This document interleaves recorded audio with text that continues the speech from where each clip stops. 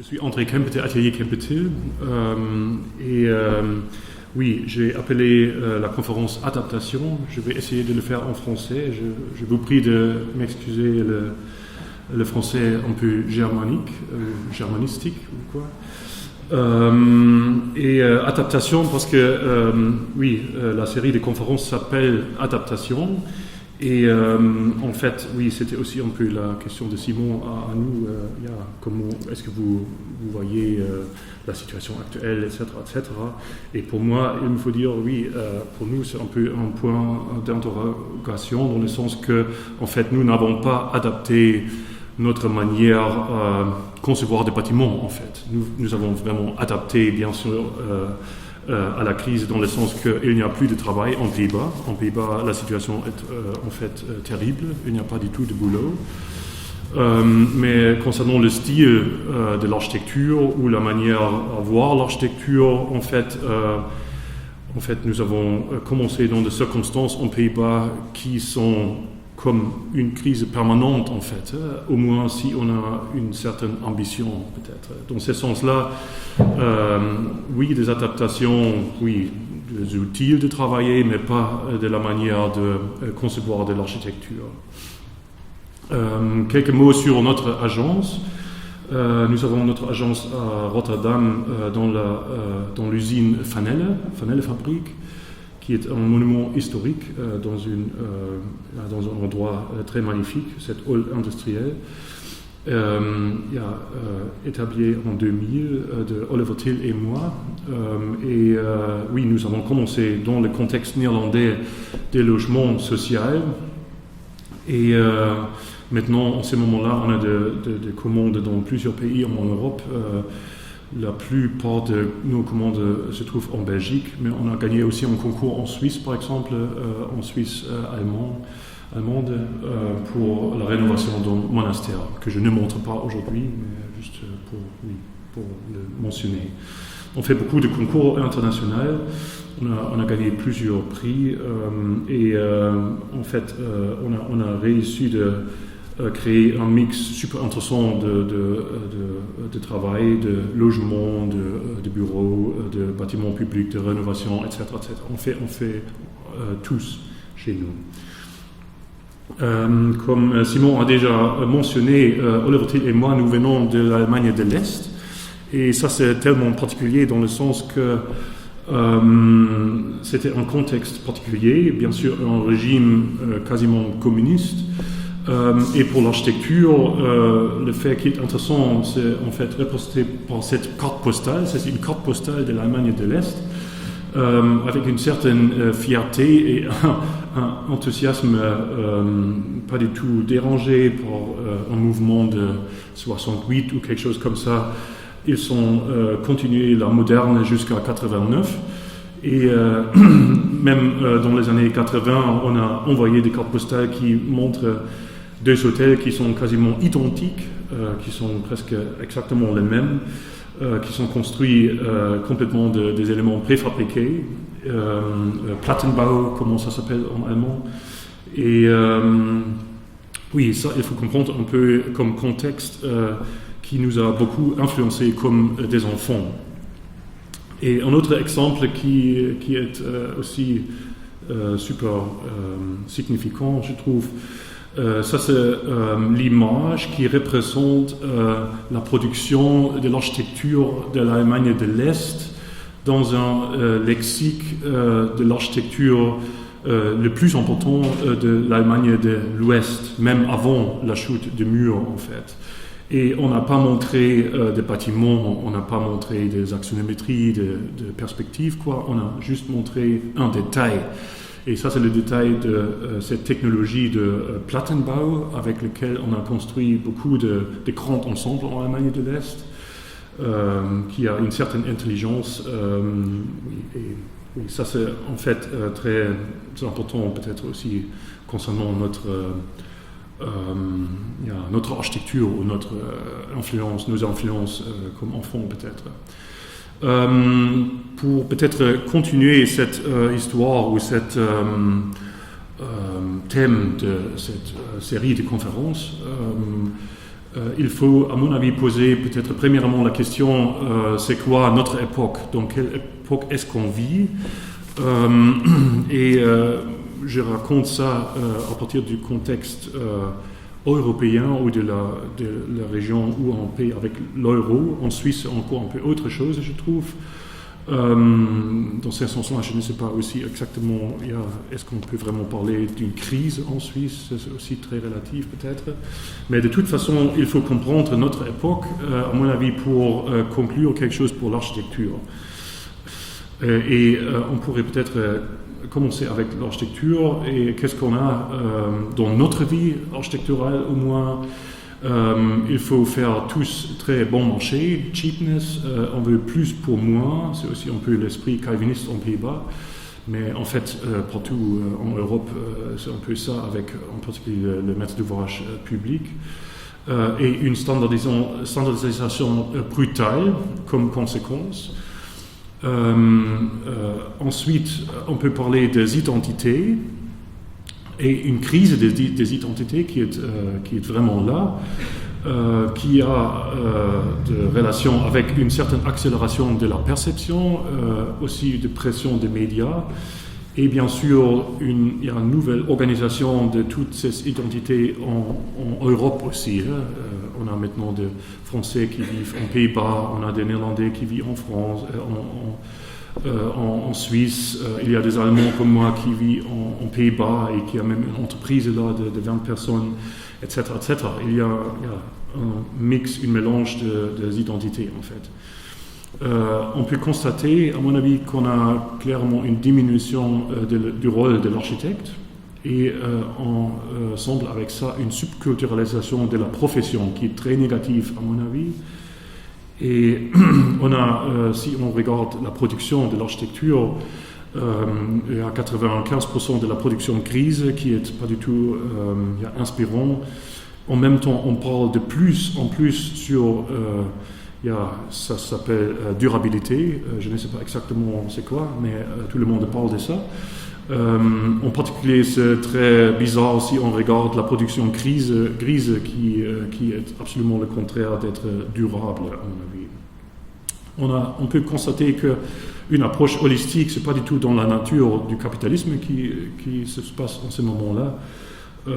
Chacun fait un peu ces choses et à la fin, dans notre âge néolibéral, on pourrait poser la question, est-ce que la liberté de laquelle on parle beaucoup, est-ce que c'est pas seulement qu'on ignore des contraintes et on essaie avec beaucoup de conscience de trouver un équilibre ou quelque chose comme ça, mais tout ça c'est un peu douteux au moins.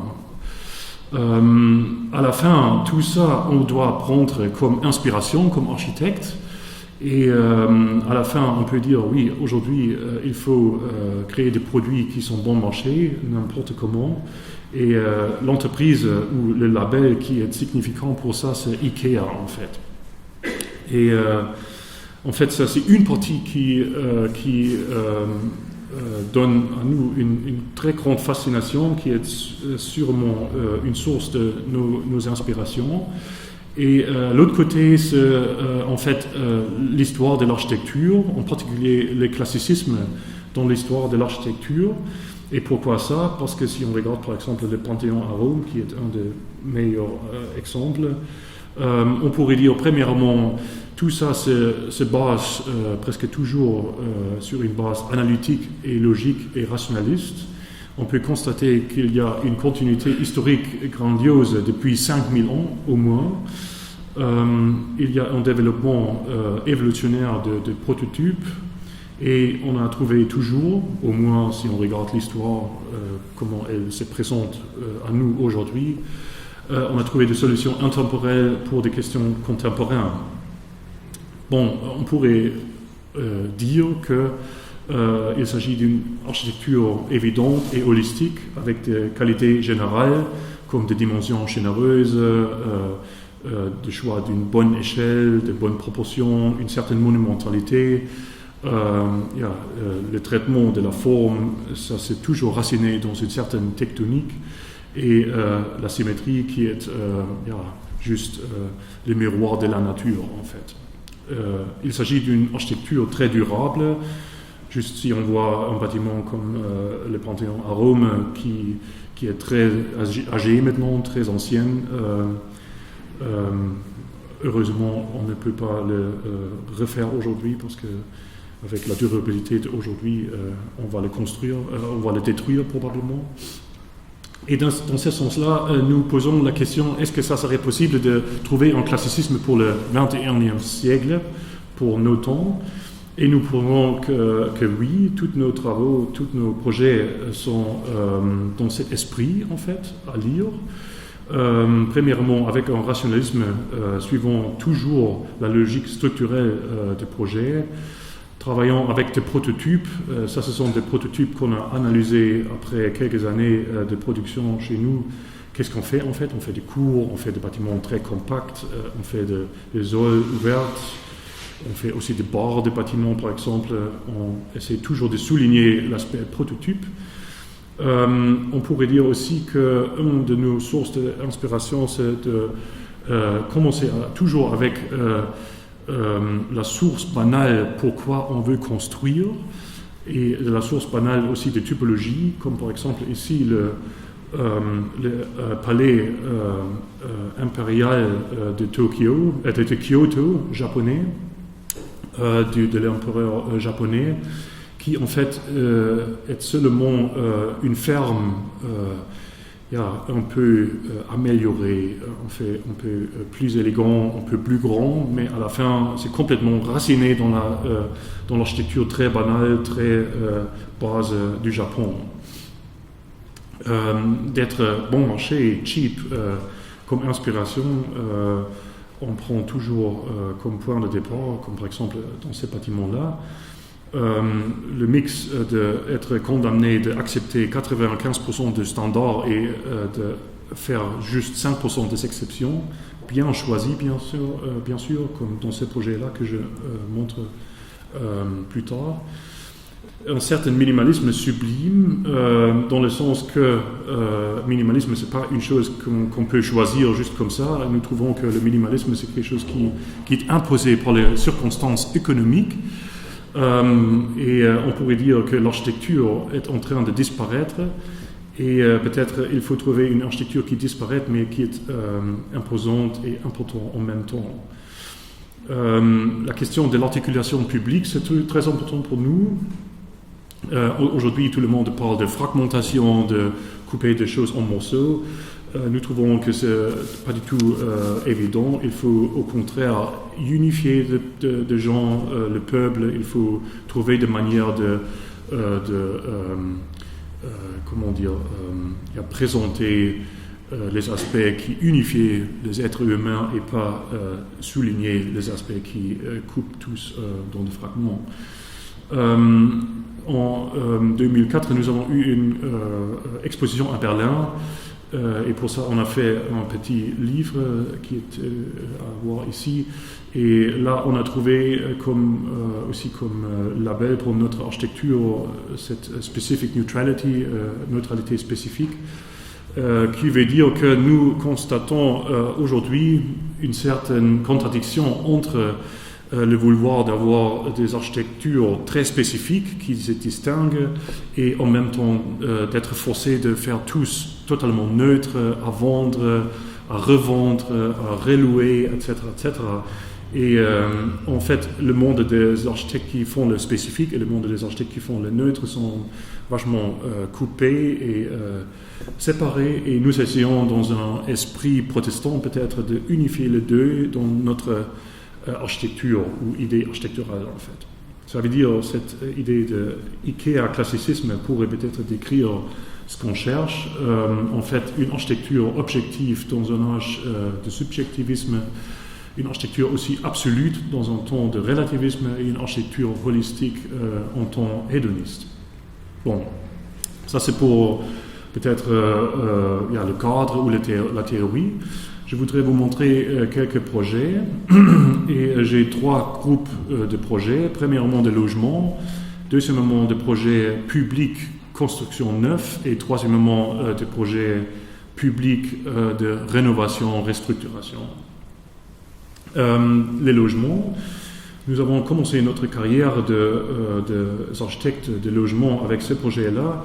Européen 5, nous avons gagné à Rotterdam avec 300 logements qui sont visibles ici, dans 4 bâtiments, en fait, des bâtiments qui sont en même temps de cours ou de bâtiments avec un atrium au milieu, on pourrait dire, avec une toiture qu'on pourrait fermer si l'hiver arrive, et en été on a des logements avec une profondeur de que 5 mètres, et en hiver on peut faire un bâtiment de 45 mètres épaisseur, et les logements sont en fait la mise en scène de vouloir vivre entre la ville avec tous les restaurants, etc., et la nature intensifiée, qui est la rêve, à mon avis, de tous les citoyens en fait.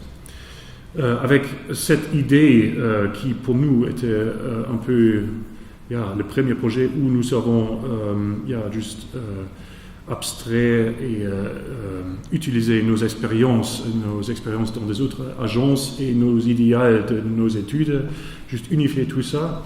Nous avons commencé notre bureau et on a gagné en 2001 un concours pour des maisons mitoyennes qui sont visibles ici, qui sont construits comme logement social. Donc on a commencé en fait la réalité avec tout ce bagage théorique, et on a fait le premier projet, par exemple celui-là, c'est à Amsterdam, des maisons mitoyennes à Amsterdam-Osdorp, aussi avec un vide, avec de grands vitrages, etc. Des maisons, des logements sociaux aussi pour un promoteur privé, aussi avec des vues panoramiques vers un grand lac à Amsterdam. Et un projet qui est très significant de cette période-là, il faut même maintenant parler du passé, parce qu'en Pays-Bas, on n'a plus de production de logements. C'est ce projet ici, 64 logements des étudiants à Zwolle, c'est au nord du Pays-Bas, pour un budget de 800 € par mètre carré brut, il faut dire. Des logements pour des étudiants. Et comment est-ce qu'on fait ça? Nous avons développé directement au début et continu des stratégies de travailler avec de tels budgets. Dans ce sens-là, nous n'avons pas peur de la crise, parce que c'était toujours comme crise en fait. Et nous avons dit il faut créer des volumes super compacts. C'était dans ce temps-là en Pays-Bas pas du tout le cas. Il faut voir si on pourrait faire des logements qui sont orientés à la côté, qui sont des logements panoramiques, mono-orientés.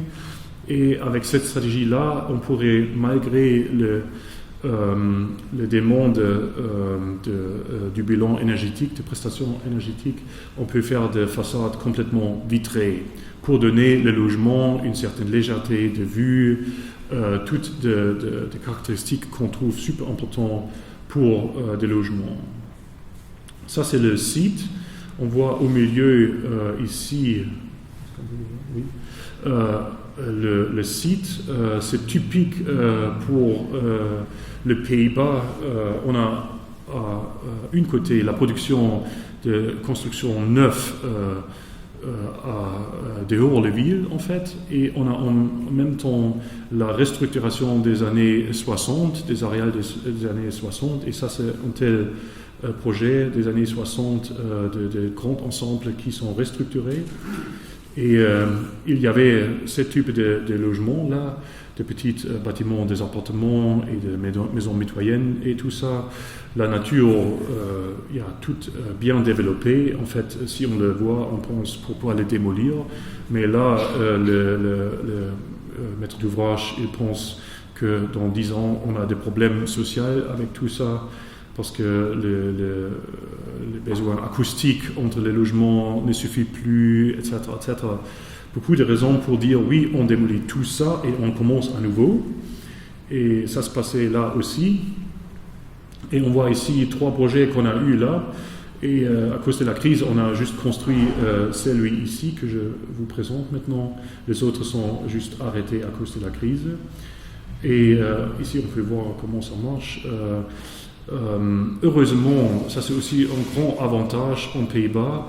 on peut changer le plan masse, le PLU, comment ça s'appelle en français ou en France, le plan urbain en fait. Et nous avons parlé avec l'urbaniste qu'on veut bien faire une typologie plus efficace, qui est aussi un peu une icône pour l'entrée du site, pour l'entrée de ce quartier. Et on a changé le plan masse en fait pour ça. Et ici on peut voir le bâtiment qui se trouve là. Autour du bâtiment on voit la démolition du reste en fait. Et il s'agit d'un bâtiment presque cube avec vitrage autour du bâtiment entier. Oui, le plan, c'est évident ici l'entrée principale avec un hall double hauteur avec un atrium au milieu et le logement ici qui sont mono-orientés sur deux côtés. Et ça continue avec des logements qui sont orientés vers le coin et des mono-orientés au milieu. Des logements sociaux qui sont relativement grands. Je ne sais pas exactement le taille en Suisse, mais en France, ils trouvent ça toujours énormément luxe. Par exemple, ce logement ici, c'est pour trois étudiants, en fait, avec un séjour de 90 mètres carrés et de petits studios au milieu qui ont aussi 25 mètres carrés. Voilà le bâtiment avec son apparence. Ici, on peut voir aussi la stratégie architecturale qu'on dise, oui, en fait, l'apparence architecturale reflète la vérité structurelle derrière. Ça veut dire exactement où on a des répartitions, on a aussi des poteaux ou des murs porteurs derrière tout ça. Et la trame est choisie suivant la possibilité d'être capable de payer une porte coulissante d'une très grande qualité et couper juste une fois et pas 2 ou 3 fois, d'avoir de grands morceaux de verre qui en fait font la façade. C'est tout en fait. Ici, l'entrée, la coupe, on voit l'atrium dans le bâtiment qui est possible aussi en Pays-Bas, que nous trouvons une qualité qu'on peut donner pour les accès en fait. La porte principale avec une grande vitrage dessus, l'atrium, béton brut, ça c'est pas béton d'une haute qualité, c'est que le béton de la construction en fait. Et le maître d'ouvrage a accepté qu'on ne mette pas de peintre là, on n'a pas eu l'argent de mettre des peintres aussi à la fin. On a dit oui, si les gens n'aiment pas, ils peuvent le peindre eux-mêmes peut-être. Et le logement avec une telle qualité qui est pour des logements étudiants au moins en Pays-Bas vraiment une qualité supérieure. Tous les logements sont loués et vendus dans 2 semaines. Et le projet est un grand succès. Les détails, on a une manière de travailler qui est très évolutionnaire, on pourrait dire. On commence avec une certaine idée quel type d'espace on veut faire. Ce type d'espace, dans ces cas-là, un type d'espace comme un loft avec beaucoup de vitrages, bien sûr directement comme conséquence une certaine manière à détailler, ça veut dire réduire les détails, faire le plus grand pourcentage de vitrage possible oui, avoir une certaine approche rationaliste dans le détail pour l'apparence, qu'on essaie de faire tous pareil, etc. Voilà, le coulisson et les parties opaques. On travaille beaucoup avec de mock-up, de maquettes et tout ça pour voir le problème très tôt. On commence avec de tels détails déjà dans l'esquisse en fait pour savoir est-ce qu'on peut le payer à la fin aussi, est-ce qu'on peut résoudre les problèmes techniques. Oui, le bâtiment dans la soirée. Et je vous montre quelques images dans le deuxième projet de logement en Pays-Bas. Parce qu'en fait, on voit bien la méthode évolutionnaire, comment on crée un projet après l'autre et on essaie d'améliorer en fait les détails, les aspects techniques et tout ça. Ça, ce sont 15 logements sociaux à Den Haag, à La Haye. avec un budget de 900 € par mètre carré. C'est 100 € en plus parce que là on a mis une grande géothermie. Pour le reste, le budget pour les bâtiments même était aussi tellement serré et étroit. Voilà, ici on peut voir un fragment de la façade et on peut voir ici les détails de la fenêtre et les parties opaques. Dans le projet Aswolle, on a encore on a chanfreiné tous les morceaux aluminium et ici on a dit oui, peut-être on pourrait réduire encore, avoir plus de vue, plus de la lumière dedans et on pourrait peut-être même extruder les morceaux en aluminium et même dans le budget de logement social en Pays-Bas, c'était possible de développer des éléments particulièrement faits pour le projet, en fait, avec les formes, etc., tout qui est nécessaire d'extruder de tels éléments de la façade. Oui, un fragment de la façade du projet avec de grands vitrages fixes de 4,50 mètres et de grandes coulissantes pour des logements sociaux alloués. Et aussi de qualité intérieure avec un vide aussi dans le logement en rez-de-chaussée et premier étage de vide et de vue panoramique de tous les logements. Tout ça, on a commencé à partir de environ 2009-2010 à exporter dans des autres pays. On a pensé avec cette expertise néerlandaise de faire des logements, ça serait super intéressant de chercher en fait le conflit ou l'inspiration avec un autre contexte, comme par exemple la France. Et nous avons fait un concours ensemble avec nos amis Fraisse Architectes qui sont aussi ici aujourd'hui, qui sont à Genève et à Paris. On a gagné le concours pour 55 logements à Paris-Montmartre pour un budget plus haut, mais dans le contexte Île-de-France, en fait, c'est un budget pour des logements sociaux, parce que c'est tellement cher là. Pour Paris Habitat, un maître d'ouvrage public pour des logements sociaux. Et voilà, ça c'est le projet. Et en fait, on se posait la question, comment est-ce qu'on peut traduire notre idée de faire des logements comme on a fait en Pays-Bas, avec tous ces vitrages-là, qu'on aime beaucoup au nord de l'Europe, bien sûr, aussi en Suisse, on aime bien. Mais dans le monde catholique, ça semble trop exhibitionniste, en fait. Et nous avons réfléchi comment est-ce qu'on peut traduire une idée architecturale légère, moderne, qui s'ouvre vers l'extérieur. Comment est-ce qu'on peut traduire ça pour le monde catholique?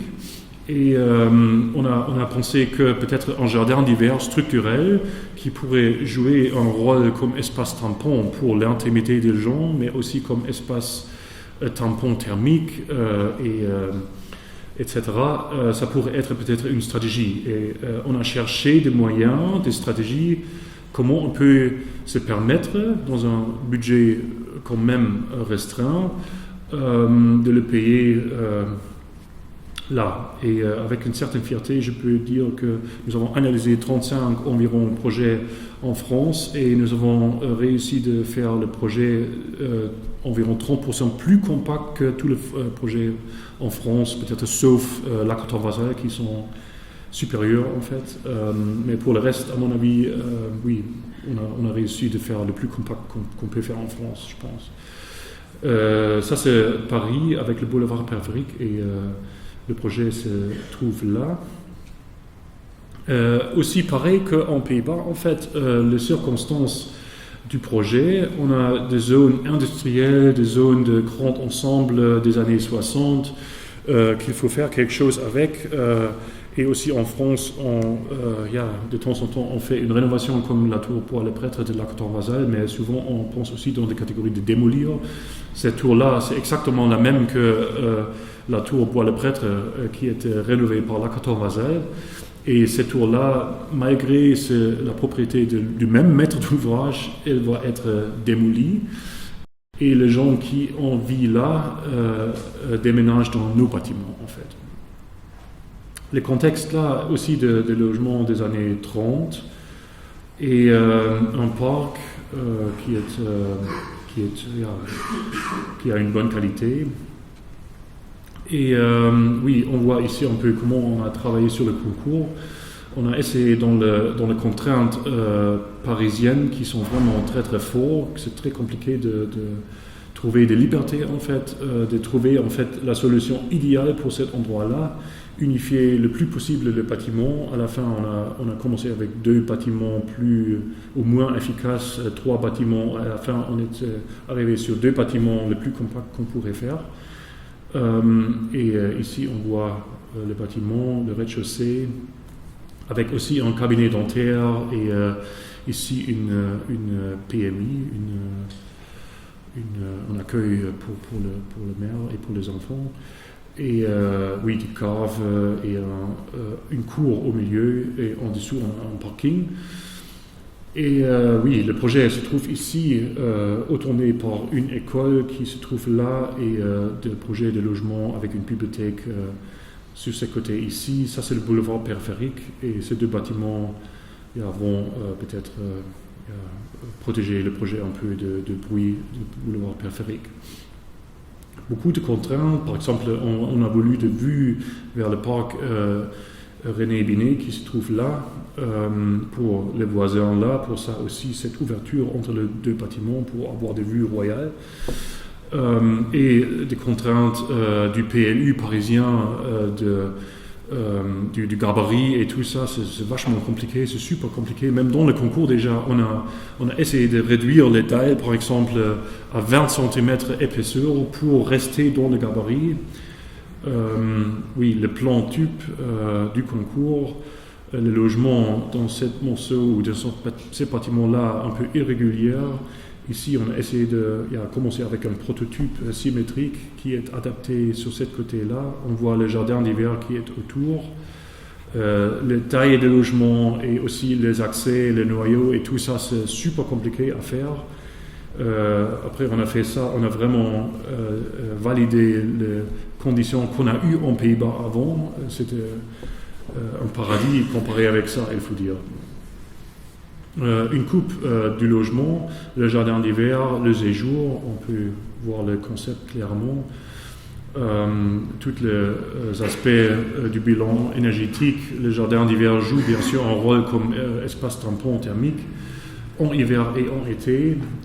Il y a aussi des rideaux thermiques qui se trouvent dans ce jardin d'hiver pour l'occultation bien sûr, la maquette du concours. Et le plan après, maintenant on a réussi avoir le permis de construire. Maintenant on commence à faire l'appel d'offres pour les entreprises. Et on peut voir les logements, je ne vais pas dans les détails. On peut voir, c'est tellement compliqué avec toutes les tailles des chambres. Ici on a gardé quand même une certaine logique dans le plan. Rapidement, c'est complètement irrégulier et surréaliste, la logique du plan en fait. L'impression du séjour vers le jardin d'hiver et vers l'extérieur. Et voilà, le jardin d'hiver lui-même, comme impression, oui, les façades. C'est rien à ajouter, je pense. Et les détails, aussi ici la même stratégie, on dessine en fait un détail type et ces détails types on élabore avec les ingénieurs, on essaie de trouver vraiment aussi des moyens bon marché, par exemple pour ici le pont thermique. Bien sûr, dans un tel projet, on ne peut pas payer le prix pour faire de rupture thermique partout, c'est impossible, il faut trouver une rupture thermique artisanale comme on l'appelait. Et trouver par exemple des coulissantes simples vitrages qui sont faisables dans un tel budget, etc. Voilà encore un peu la perspective. Et maintenant, on a essayé aussi de travailler en Belgique dans le secteur du logement. Et ce projet-là, par exemple, c'était une commande directe d'un promoteur à Anvers. 29 logements le chantier va commencer en décembre aussi pour un projet un peu plus haut pour le contexte, on pourrait dire Benelux, parce que là il veut aussi qu'on fait quelque chose dans l'intérieur Ils sont des logements à vendre. Et aussi ici, on a essayé de trouver une architecture structurelle. Ça veut dire dans ce sens-là une architecture qui présente la logique de la structure, mais aussi qui a des qualités structurelles, comme par exemple les jardins d'hiver ici, qui sont très grands. On a réussi de convaincre le maître d'ouvrage de faire des jardins d'hiver de 25 mètres carrés. Ce sont ces zones ici. Et par exemple, dans le studio ici, le jardin d'hiver est presque la même taille que le logement soi-même, qui bien sûr ajoute une qualité très très haute pour le logement, nous pensons. C'est aussi un peu le thème de tout le plan masse là. C'est inspiré par Lacaton Vasal. Le plan masse est fait par Secchi Vigano et la ville d'Anvers et Secchi Vigano. Ils ont pris le travail de Lacaton Vasal comme source d'inspiration et nous trouvons ça bien sûr super cool de le mettre jusqu'en extrême. Nous avons pris ça à la lettre. Au contraire, par exemple, de Polo Architects qui sont nos partenaires là. Qui font pas une interprétation tellement radicale. Et oui, on peut voir ici le grand coulisson des jardins d'hiver qui, en fait, font l'architecture. Aussi ici, le souci de C+D, le détail coupe-feu. En Pays-Bas, il y a des alternatives, des estimations alternatives, mais en France et aussi en Belgique, on a toujours le souci de faire une certaine distance entre les fenêtres et pour ça, on a utilisé ici béton et on a juste élargi la trame. Ça, c'est 10 mètres de longueur de la trame avec des éléments préfabriqués, des alvéoles qui sont faisables dans ce projet-là. Deuxième partie des projets publics, construction neuve.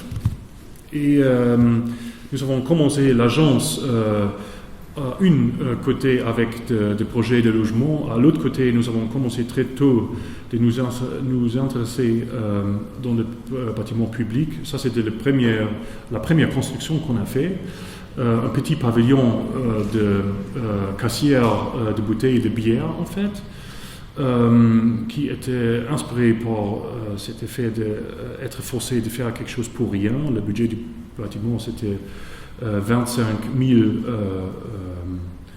euros dans ces temps-là. Et oui, à la fin, il y avait un projet, on n'a pas du tout pensé que le projet était tellement un tel succès, mais à la fin, le projet a été publié 40 fois au monde.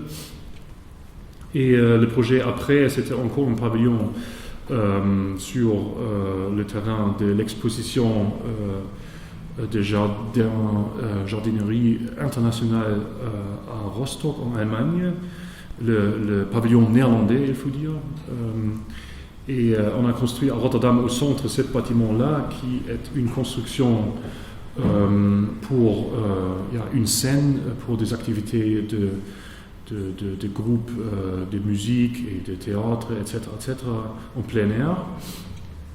Et oui, ça montre aussi notre idée de l'architecture qu'on offre que des outils.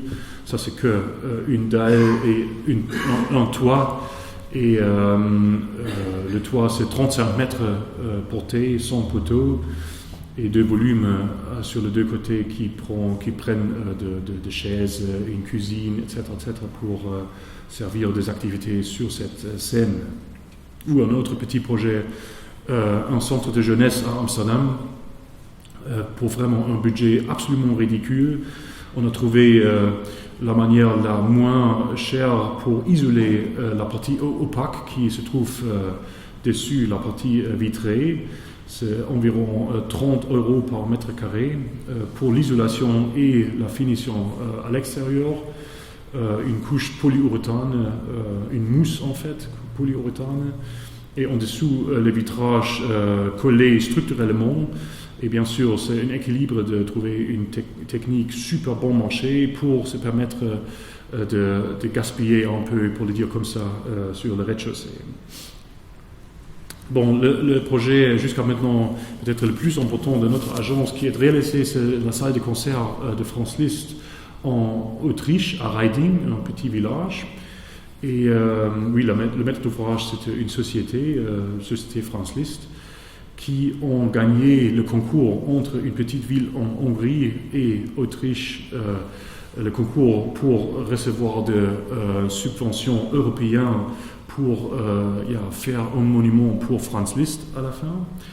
Et l'argent, c'était pour cette salle de concert. Franz Liszt, il était né là, dans ce petit village, dans une ferme qui se trouve là. Et directement à côté de cette ferme, on a voulu construire cette salle de concert. Et ils ont organisé un concours international ouvert et nous avons gagné le 2e prix. Et après le concours, il y avait une procédure de négociation et nous avons convaincu le maître d'ouvrage de nous prendre, malgré parmi les 3 lauréats, il y avait une agence autrichienne, il y avait le premier, une jeune agence d'Allemagne, et ils nous ont pris, et la raison c'était parce que nous avons été le seul avec un concept qui était pour l'acoustique vraiment très bien, qui a marché bien et qui était aussi quand même adaptable un peu aux souhaits et besoins du maître d'ouvrage en fait. Le budget est aussi super intéressant. Notre agence était confrontée du début avec des budgets ridicules et aussi là, dans un tel concours, ils ont des ambitions super hautes, comme le Wiener Musikverein, qui est une salle de musique de chambre supérieure.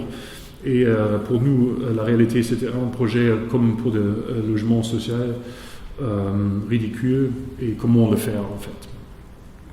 Le site, ici, la maison de naissance de Franz Liszt, et à côté, la salle de concert. Et on voit la ligne pointillée ici qui montre la limite de la construction et on touche la ligne de la limite en fait. C'est super étroite aussi ici et autour du bâtiment des arbres avec des pommes et tout ça, bien sûr un endroit comme un petit paradis.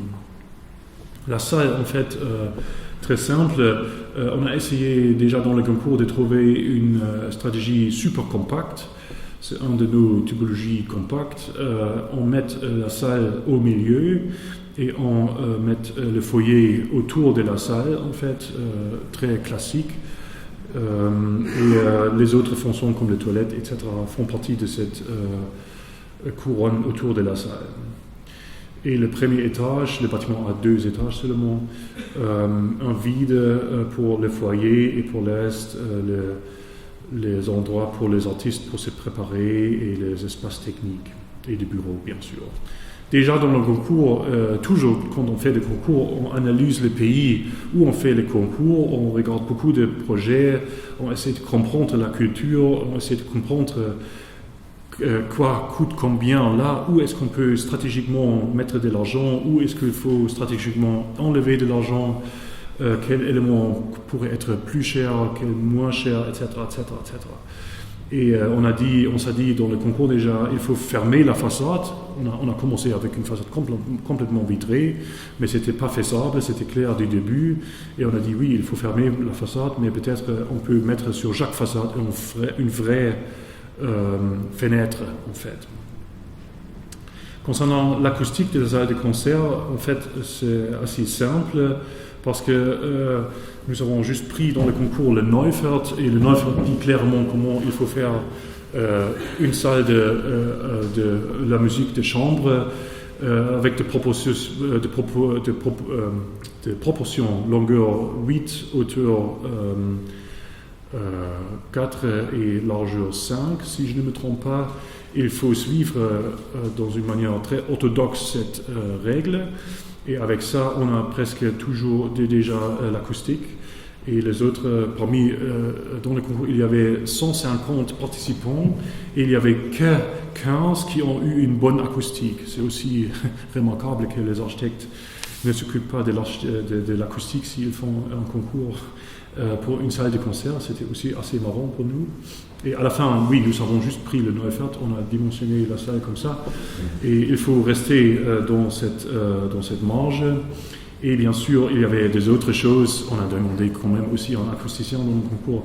Et il a dit, oui, il vous faut faire un balcon autour, et il vous faut faire une répartition dans un rythme environ plus ou moins de 3 mètres de poutres et de poteaux pour réfléchir la musique dans l'espace. Il faut, après, bien sûr, pendant le chantier et pendant l'exécution des panneaux qui sont très lourds, 40 kg par mètre carré pour l'acoustique aussi. Chaque panneau a eu 350 kg, aussi un challenge pour l'exécution. À la fin, nous avons voulu bien sûr une architecture très intégrée. Ça veut dire que nous ne souhaitons pas que les ingénieurs arrivent et veulent mettre des grilles partout pour extraire l'air ou l'air frais et tout ça. Et nous avons dit, nous voulons bien que l'air est extrait dans la petite distance de la montage entre les panneaux et les poutres et les poteaux. Et à la fin, l'ingénieur des fluides, il a dit, pour moi, il me faut 10 mm au minimum. Et pour l'acousticien, le 10 mm était le maximum acceptable pour ne déranger pas l'acoustique. Réfléchissons, autrement, ça serait trop absorbant. Et à la fin, à l'exécution, c'est exactement 10 mm. C'était un grand plaisir de travailler avec les entreprises autrichiennes qui sont vraiment de bons artisans là. Les matériaux super bon marché. Finnforest, c'est un truc du nord du Finlande qui était construit ou produit dans une édition un peu particulière avec la couche à l'extérieur plus épais pour enlever un peu de bois pour avoir une forme un peu ronde pour éviter d'écho entre les côtés. Mais ça, on ne voit pas presque. Oui, ici on peut voir un peu les détails qui sont très très très précis. Le test des chaises, nos acousticiens ont testé les chaises pour savoir bien si les chaises ont vraiment la bonne qualité acoustique, parce qu'il faut aussi un certain degré de absorption dans la salle, mais pas trop. Et voilà la salle réalisée après, avec le piano. Ensuite, les foyers.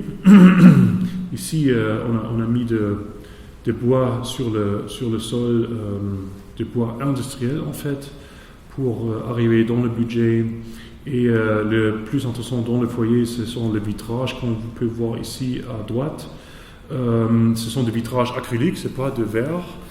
Et pourquoi des vitrages acryliques? Parce que les vitrages acryliques sont super fascinants, parce qu'ils permettent de faire théoriquement des surfaces infinies ou sans fin en fait.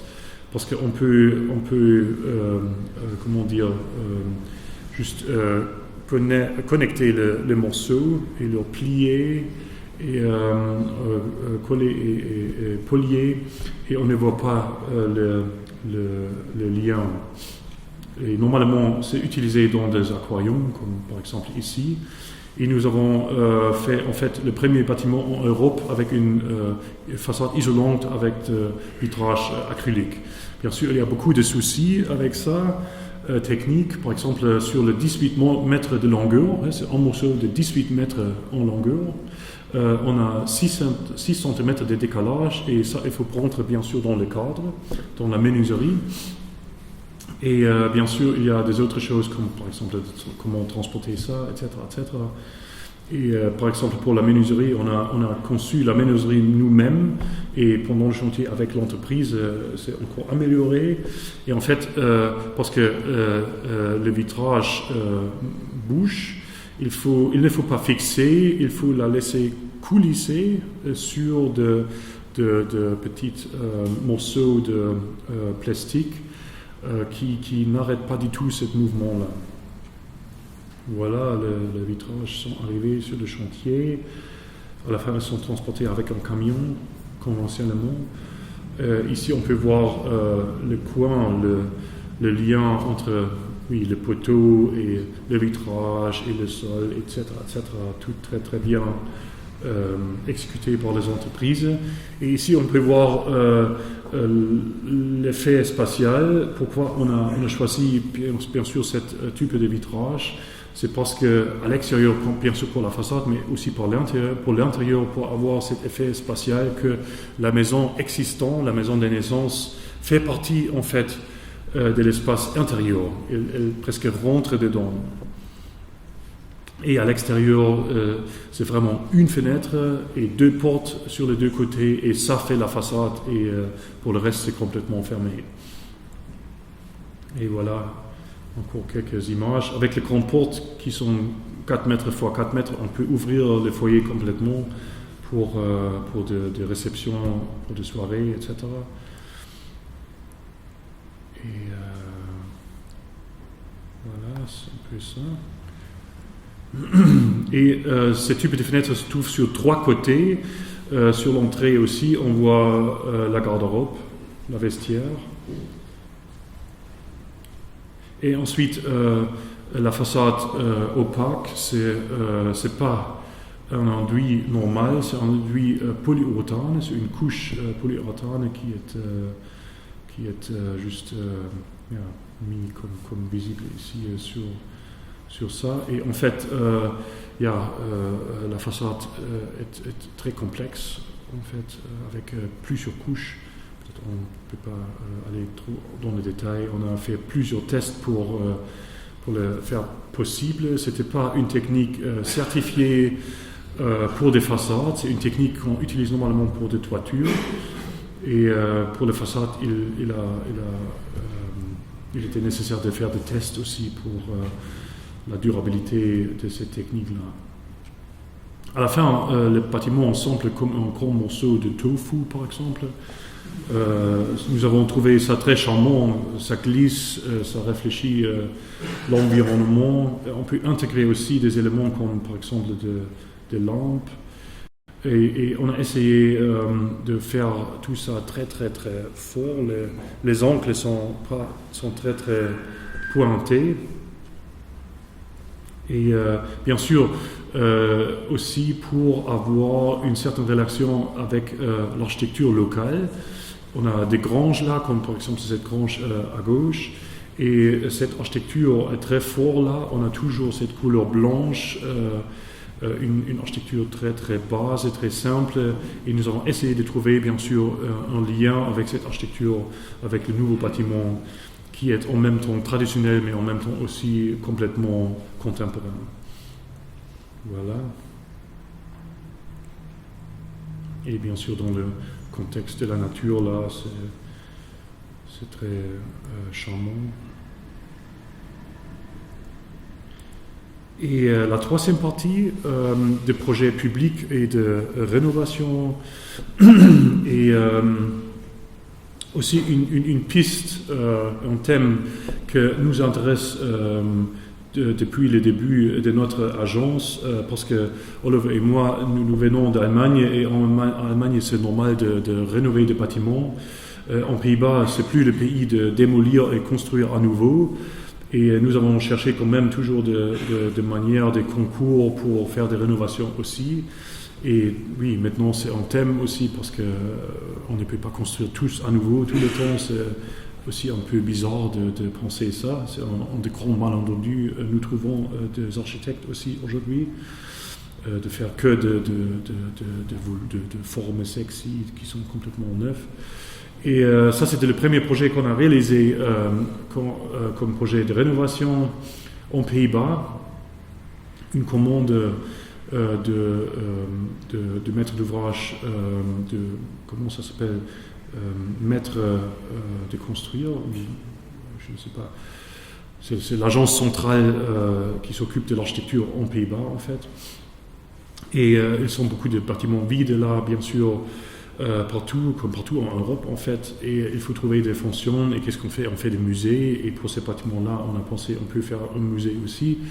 Et il faudrait trouver une manière de faire les bâtiments plus attractifs. Et on a dit oui, avec un budget ridicule, un budget juste pour juste rénover un peu la toiture et tout ça. Et on a dit oui, on peut peut-être faire des éléments de porte qui donnent le projet une ambiance complètement différente qu'avant. Et comme ça, on peut dire d'un musée, autrement ça ne suffirait pas. Ou par exemple ce projet-là, en Allemagne, un concours gagné à Prora, un projet du Nazi, où on a fait une auberge de jeunesse, un projet très très compliqué, il faut dire, pas du tout agréable avec les Allemands là, mais aussi une rénovation. Et le projet que je vous présente un peu plus en détail, c'est le Parlement de la communauté germanophone, un concours restreint qu'on a gagné en 2008. Et le projet se trouve à Eupen en Belgique, c'est en Wallonie. La communauté germanophone fait partie de la Wallonie, la partie francophone en Belgique, mais aussi les Allemands ou les germanophones là, qui sont des ex-Allemands, veut plus en plus d'autonomie, comme partout en Europe. Chaque petit groupement veut plus d'autonomie.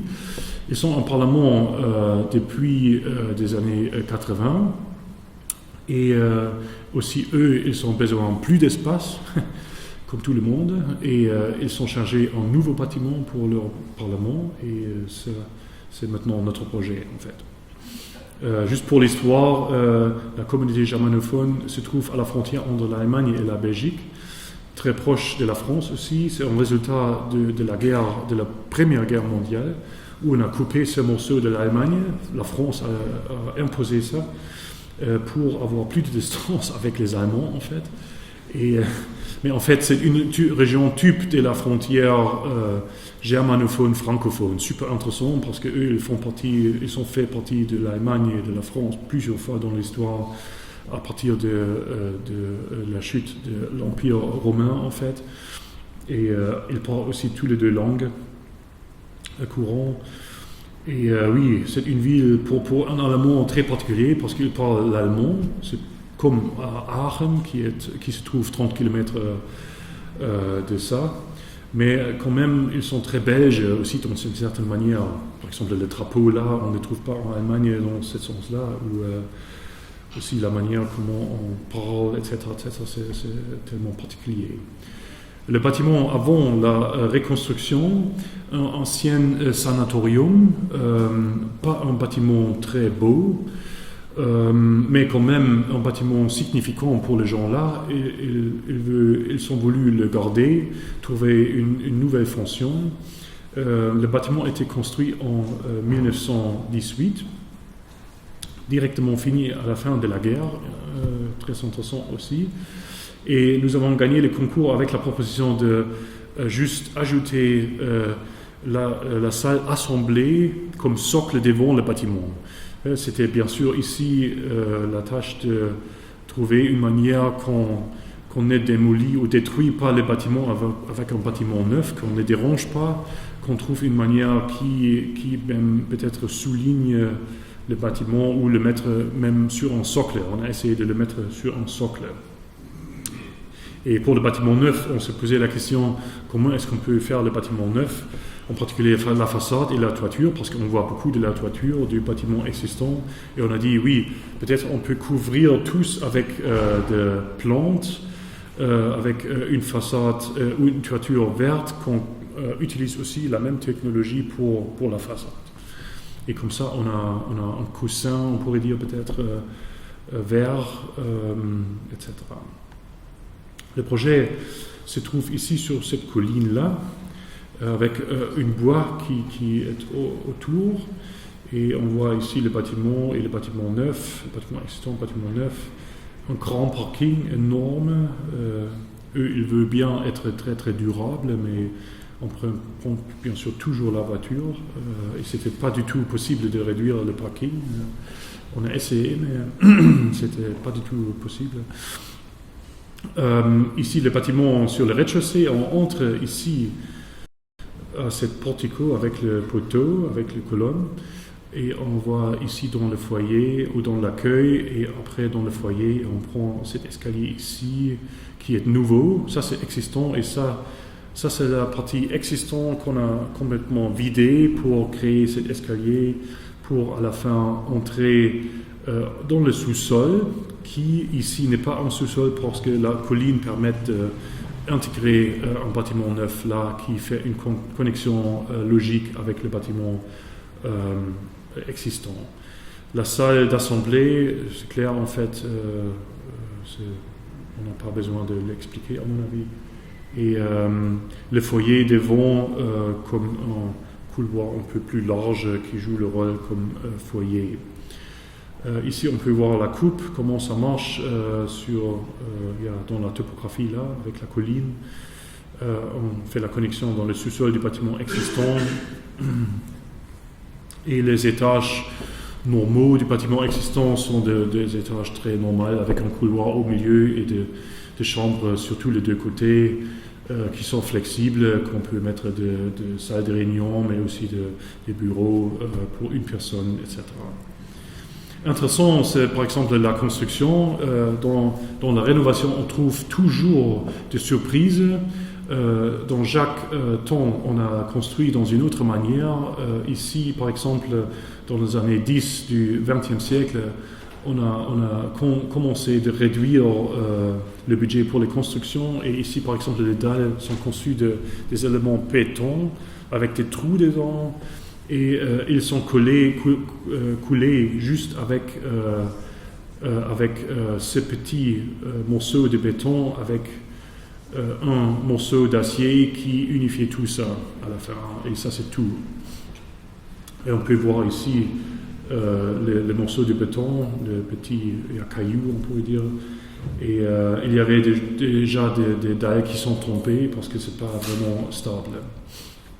Et pour ça, la rénovation là, c'était très compliqué parce que si on aurait eu de l'argent, on a pu dire laisser démolir toutes les dalles, mais on n'a pas eu de l'argent. Et pour ça, il faudrait, dans une manière très très sensible, discuter avec l'ingénieur stabilité quelle dalle est-ce qu'on peut garder et quelle dalle est-ce qu'il faut renforcer ou quelle dalle est-ce qu'il faut changer peut-être. Aussi, cette question de durabilité est très intéressante ici, parce que faire un bâtiment durable aujourd'hui veut dire, avec un bâtiment existant qui n'est pas classé dans ce contexte ici, qu'il faut acheter des techniques spéciales. Ici, il nous fallait percer environ 500 trous dans le béton, dans le mur, dans les dalles, etc., pour soudre toutes les gaines nécessaires pour arriver sur un bâtiment durable, on pourrait dire, avec un bilan énergétique formidable, comme on veut. À la fin, on pourrait se poser la question si le bâtiment est encore le même, parce que je ne pense pas. Oui, les chambres avant la restructuration, avec un test des fenêtres pendant le chantier. À l'extérieur aussi, bien sûr, il fallait isoler le bâtiment. Aussi quelque chose à cause du fait que le bâtiment n'est pas classé. Tous les ornements là, on a juste couvert parce que c'était pas possible de le garder et aussi refaire à l'extérieur, c'était un peu faute selon nous. Et bien sûr, le thème c'était aussi de trouver une manière de traduire les anciennes fenêtres dans un nouveau style qui est adéquate pour un tel bâtiment. Et voilà, une salle de réunion à l'intérieur avec les grandes fenêtres là, avec le balcon devant, une salle de réunion aussi, encore en chantier, avec des vitrages rondes. Les couloirs avant la rénovation, le couloir après la rénovation, bien sûr abaissé en hauteur parce que oui, pour résoudre toutes les gaines, il faut un faux plafond. Mais on a quand même gardé les portes qui sont visibles ici. Et des escaliers existants avec des terrasses partout, les garde-corps en terrasse, etc., etc. On a essayé de garder chaque élément qui est authentique, qui donne une certaine charme au projet. Devant la rénovation, les bâtiments étaient déjà quelques années vides. Ce type de bâtiment en Belgique, c'était aussi pas du tout bon budgété. C'était l'internat d'une école à la fin. Et la façade, c'était rénové bien sûr pendant les années 80 et avec des fenêtres qui sont pas du tout logiques pour le bâtiment, etc., etc. Et nous avons donc essayé de trouver des fenêtres ou un thème pour la façade qui prend l'original comme point de départ et qui trouve une interprétation avec tous les besoins d'aujourd'hui, de faire des cadres plus larges pour prendre le vitrage, de double vitrage, etc., etc. Un mix de matériaux, les plantes pour la façade plantées, ouvertes, et les autres matériaux, et les détails exécutés à la fin de la façade. Ici, on peut voir l'image, et à la fin, maintenant, c'est comme ça. La couleur change entre rouge. On a voulu avoir une façade rouge, mais les plantes, en fait, changent la couleur dépendant de l'humidité. S'il pleut beaucoup, il devient vert. S'il pleut moins, il devient rouge. Et voilà, c'est un peu ça. On peut voir la façade du bâtiment existant aussi, qui est maintenant complètement glisse.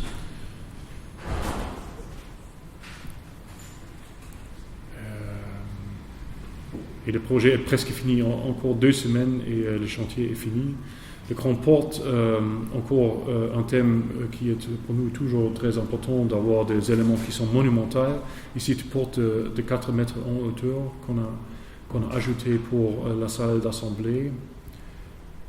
Et voilà la façade en état plus rose, rouge, brun.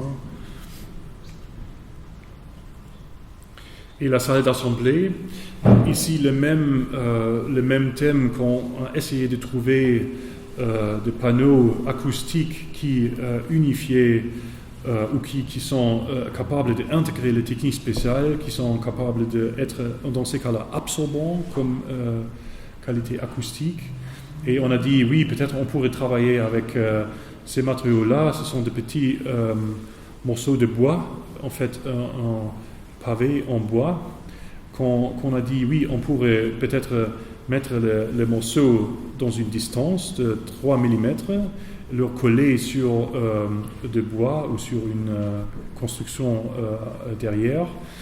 Et avec ça, on peut créer des distances qui jouent un rôle pour l'acoustique, pour créer des ouvertures, pour faire le bâtiment ou l'espace plus absorbant. Et en même temps aussi des ouvertures où on peut laisser entrer l'air frais et extraire l'air vers le plafond en fait. On a fait des tests acoustiques avec les panneaux et ça marche très bien. Les acousticiens ont trouvé. Et à la fin, nous avons proposé ça au maître d'ouvrage. Et maintenant, on fait, oui, le montage. Ici, la vue vers l'extérieur. Et partout, le bois complètement pixelé. On se pose la question si le genre-là devient un peu fou avec tous les petits morceaux de bois. Mais pour nous, c'est très bien fait à la fin. Et l'entreprise aussi est très fière de le faire, très, très précis. Tout est fait dans la même manière, aussi les tables de gens qui sont dans le Parlement, qui sont aussi absorbants. Il y avait aussi la nécessité de faire les tables même absorbantes, et on a aussi des gaines dans les tables. Les tables sont très intégrées avec des gaines et des câbles et tout ça. Et voilà, on ferme les tables avec les panneaux acoustiques. Aussi ici, l'artisanat est super, super précis. C'est vraiment de gens qui savent bien quoi faire.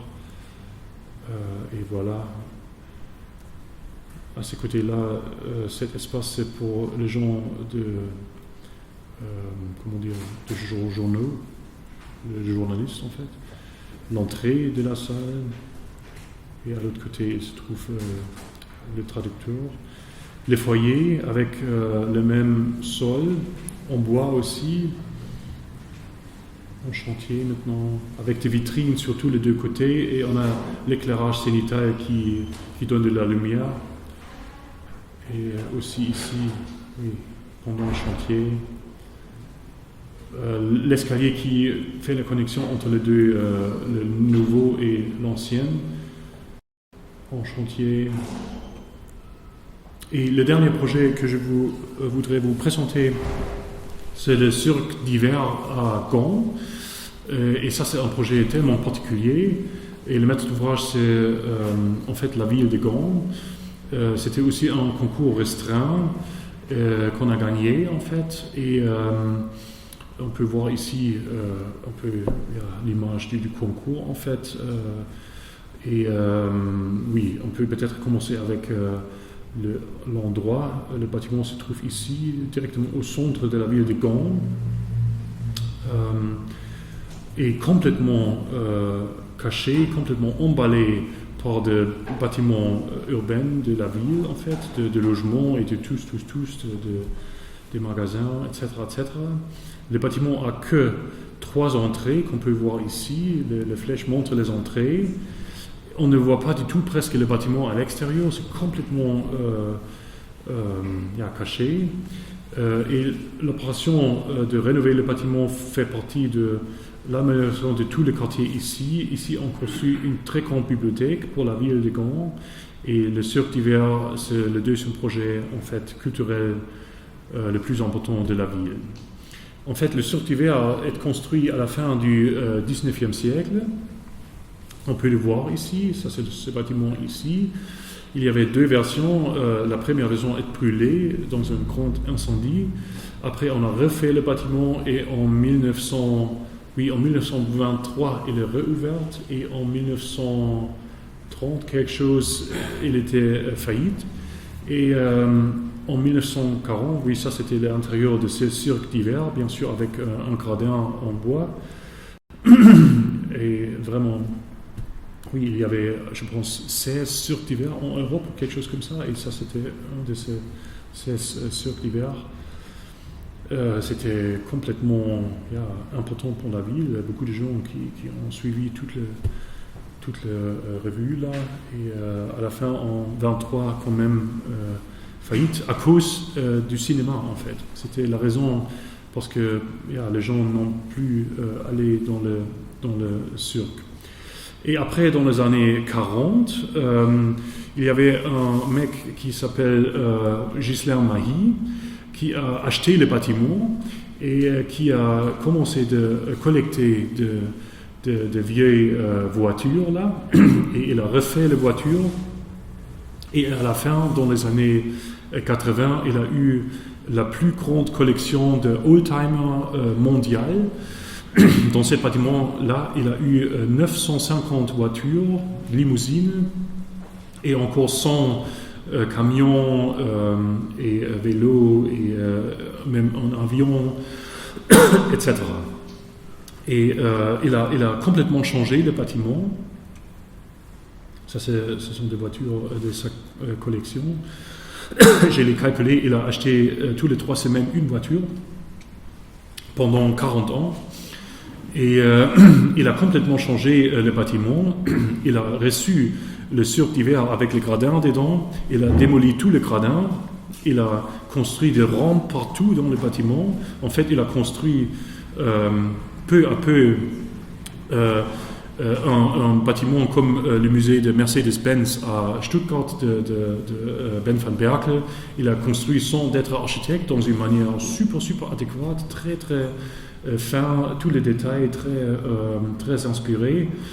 Et il a élargi le bâtiment depuis l'intérieur, aussi très belge. On ne voit rien à l'extérieur. À l'extérieur, maintenant, le bâtiment est libéré parce qu'on a démoli beaucoup de granges et de bâtiments industriels.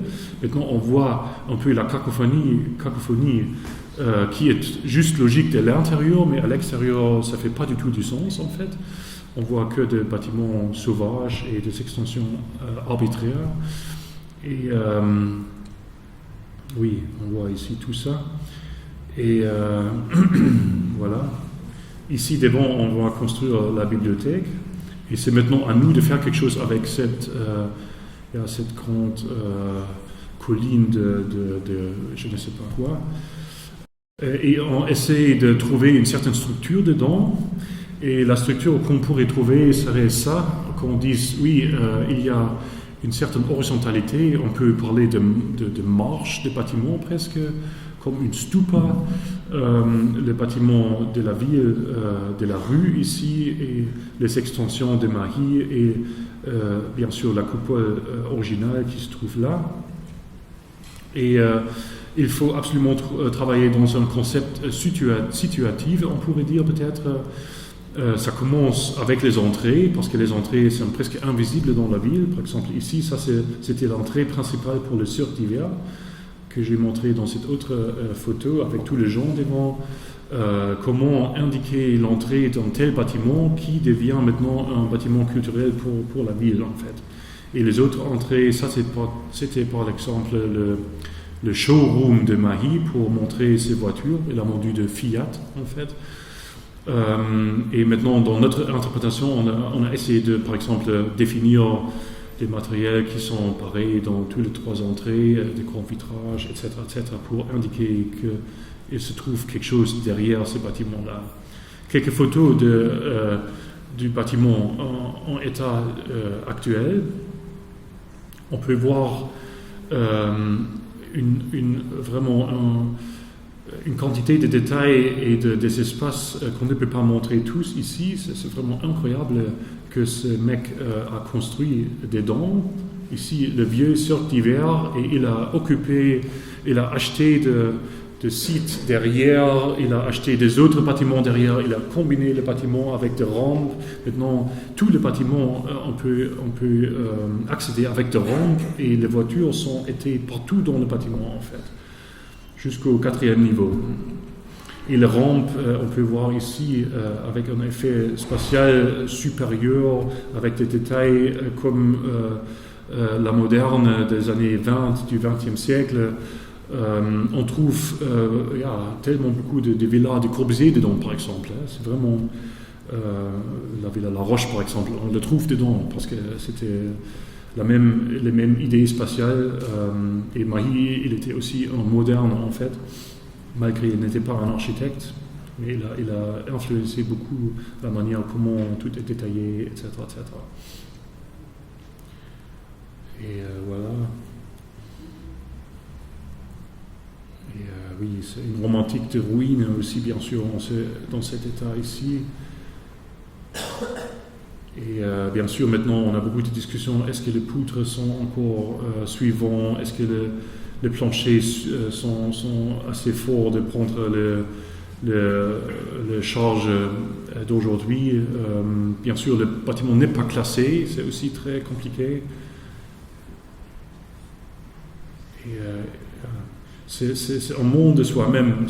Ça prend du temps juste de voir tous les espaces, parce qu'il y a aussi un monde dans le cellier. Et voilà. Il y a même ici une station de service, on peut voir là. Même ça, c'était intégré par lui. Tout est très très fin détaillé. Le rythme des rampes, c'est clair aussi, qu'on peut voir. C'est vraiment un scénario spatial qu'on entre là et on continue, etc. etc. C'est vraiment Corbusier. Et Jacques Détail aussi. Ici, on a vendu des choses, de détails pour les voitures. Tout est un peu, bien sûr, démoli maintenant. En mauvais état. C'était vide pendant quelques années aussi. Les rampes en porte-à-faux, bien sûr, le console caché un peu, etc., etc. Et des trucs comme ça, comme sur un bateau, bâtiment intégré, ou aussi de petites blagues, ou des trucs comme ça, des structures métalliques, et des profils très fins, et incroyable. La station de service, même ça en détail, soit même ronde, bien sûr, pas droite, tout droit, mais ronde, etc., etc. Et et aussi impressionnant dans le cellier ici, dans le -1, on a encore trouvé des nourritures pour les animaux du cirque, en fait. Parce qu'il y a le bâtiment est tellement grand que même le concessionnaire de voitures, le Mahi, il n'a pas eu le temps pour utiliser tous dans ce bâtiment-là. La rampe des éléphants, ici on a eu les animaux qui sont entrés. Et avec tout ça, nous avons développé un concept qu'on a appelé un concept situatif, qu'on dise oui, il faut voir quels détails est-ce qu'on peut y accorder, parce que maintenant on a toutes les exigences des pompiers et stabilité, etc., etc., etc. Et comment est-ce qu'on peut juste garder cette charme qui est dedans et le traduire dans une manière le plus sensible possible et pas détruire ces charmes-là, pas juste fermer tous avec des cloisons pour le feu, etc., etc. Le programme super compliqué. Il y a plusieurs fonctions qu'il faut laisser rentrer dedans. Il y a un musée des médias. Il y a des bureaux pour de jeunes entreprises pour des médias, en fait. Il y a une bibliothèque pour les aveugles. Il y a des espaces communs pour tous. Et il y a une salle de concert du rock qu'on a prévue dans le sol, en fait. Et vous pouvez vous imaginer ce puzzle des espaces, de trouver une certaine logique avec tous les noyaux d'accès, etc., etc. C'est super compliqué. Il y avait beaucoup de discussions, quelle ambiance, quel degré de publicness, on pourrait dire, est-ce qu'on souhaite dans ce projet-là, parce que le maître d'ouvrage, la ville, veut bien que l'espace central doit être vraiment public, comme une place dans la ville. Et on a dit, oui, peut-être le projet doit être 40% Tate Modern, 30% moule Antonelliana de Turin, parce que ça c'est aussi un musée de médias, et Museumscafé de Vienne, où ça c'est une fabrique à Den Haag pour des entreprises, par exemple, parce qu'il y a aussi... On a une ambiance un peu bizarre parce qu'on a en même temps des gens qui travaillent là, mais en même temps c'est aussi un musée, etc.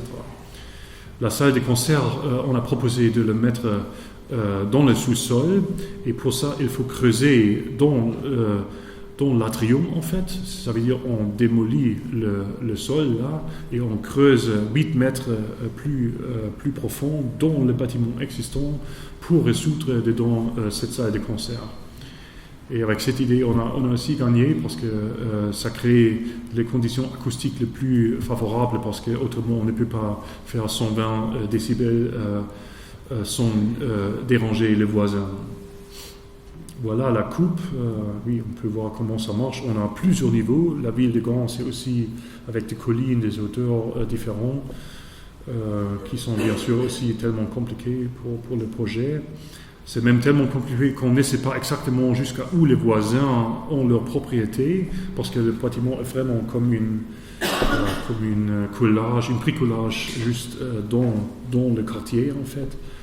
Ça veut dire qu'on ne sait pas exactement la propriété du maître d'ouvrage. La salle de concert en -2, -1, avec tous les espaces servant la salle et la scène, et oui, les restaurants et tout ça, et les espaces techniques, et bon. Et le concept spatial de l'espace central, c'était aussi un thème tellement important pour le concours. Et nous avons dit, qu'est-ce qu'on peut faire avec ça? On n'a pas beaucoup de l'argent, 20 millions d'euros, c'est pas du tout beaucoup, c'est vraiment nul en fait pour le dommage qu'on a là, pour tous les problèmes de la structure, etc. Et on a dit, oui, il faut trouver quelque chose qui coûte pas cher, mais quand même peut se permettre de mise en scène cet espace central et faire quelque chose de très théâtral avec ça.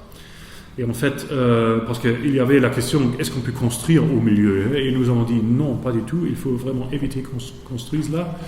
Et on a dit, oui, cette vide énorme, ça c'est la capacité, ça c'est le potentiel de ce projet-là. Et il faut le laisser vide pour avoir la possibilité de faire des activités temporaires. Ça veut dire qu'il faut trouver des moyens de mise en scène maximale et malgré ça rester dans une modestie maximale quand même.